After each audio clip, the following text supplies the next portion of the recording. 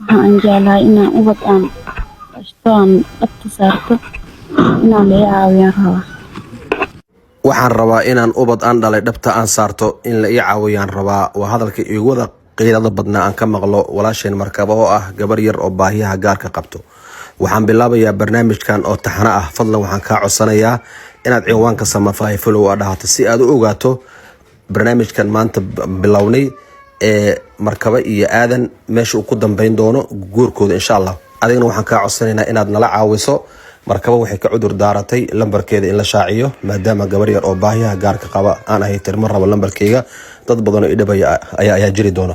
cid kasta oo Markaba iyo Aadan guurkooda caawinayso waxaad igala soo xiriiri kartaan lambarkeyga tooska ah anigoo Samafal Cabdullaahi oo ku sugan Baydhabo +25 26 87 Ibrahim 22. waxaan jecelnahay sida Ibrahim iyo Salaado aan ugu aroosino oo kale inaan ugu aroosino. walaasheen Markaba waxay kale si khaas ah ugu baahan tahay baaskiil weyn ee ku socoto 4 lugood leh sida ay sheegi doontaba. muuqaalka xiga waxaad ku arki doontaan waxyaabaha na soo gaaro iyo sida hawsha Markaba aan u bilowno maadaama gabar walaasheen ah oo baahiyaha gaarka qaba ay tahay inay ku taayso inaan helo wax aan dhalay oo dhabta asaarto. anoo magayga ah Aadan Cabdi Aadan macalin Cabdi Aadan walaasheeda oo Markaba Ali liiraan inaan isguursano ku heshiinay marka waxa lahaana haddana haysa macalinka oo saaxiibkaana walaalkaana inaan gacan u siiyo meesha nu fadhina marka anigana darsi yar oo ay furan tahay marka waxaan go'aan ka hayso ma leh marka warkaas jira ilaahay dartiis oo go'aansaday inaan guur u bandhigto waan ku mahadsantahay. bismillaahi raxmaani raxiim. magacaygu waa Markaba Cabdullaahi.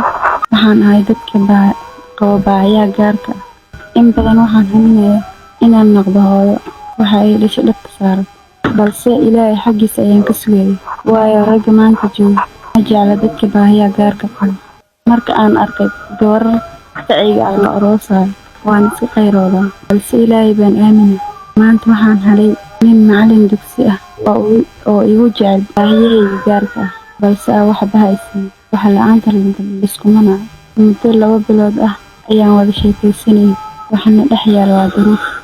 Macalin Cabdullaahi ayaan maqlay inaa Baydhabo joogo anaga ayaa u yeertay aniga oo jecel inuu i caawiyo. waxaan jeclahay inuu ii dhiso hamigeyga si aan u helo ubad dhabta aan saaro. idinku waa jeceshiin ubad dhashaan anina sidaas oo kale aan u jeclahay. waxaan rajaynayaa islaamnimada darteed in lagu soo caawiyo. aad baan idin salaamaya.